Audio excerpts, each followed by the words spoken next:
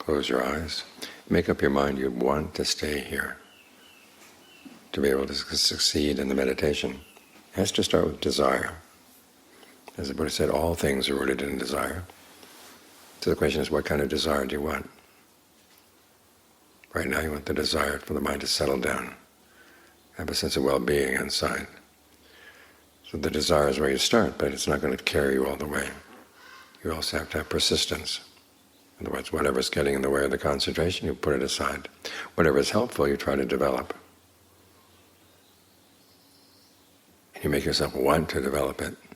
So right now you need some mindfulness to remember where you're staying, where you want to stay, and alertness to see what is actually going on, what you're doing, the results you're getting.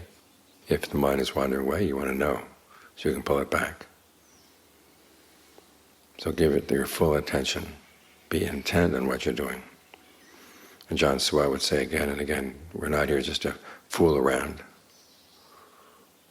or just to go through the motions. We act and then we learn from our actions by reflecting on them. This brings in the fourth quality, which is your powers of analysis, figuring out how things are going. Some people say, don't try to figure anything out, just be with whatever comes up. But you never learn anything that way. When the mind settles down, you want to know why. When it doesn't settle down, you want to know why. What's the difference? Be observant. And when it doesn't settle down, try to figure out exactly what is the problem. Is the problem with the breath? Is the problem with the mind? If the problem is with the breath, what can you do to change the breath? If the problem is with the mind, what can you do to change the mind? When you find something that works, okay, remember that. It becomes part of your repertoire. This is how the meditation becomes a skill.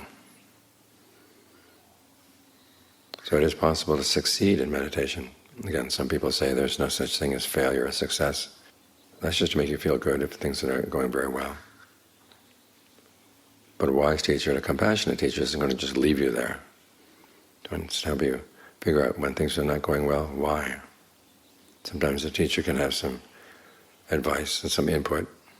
Other times you have to observe on your own.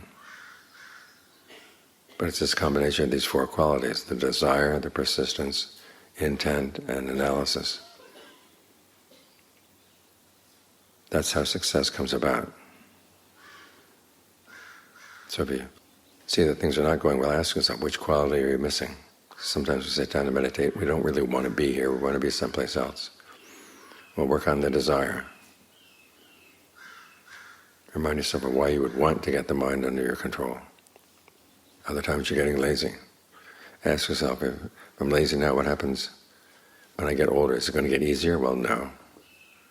You've got strength now, make the best use of it. Pay careful attention and be really inquisitive to figure out when things are not going well, what's the problem. That way you can use this as a checklist. And you find that the meditation becomes more and more of a skill, something more and more that you can predict of how to do it well.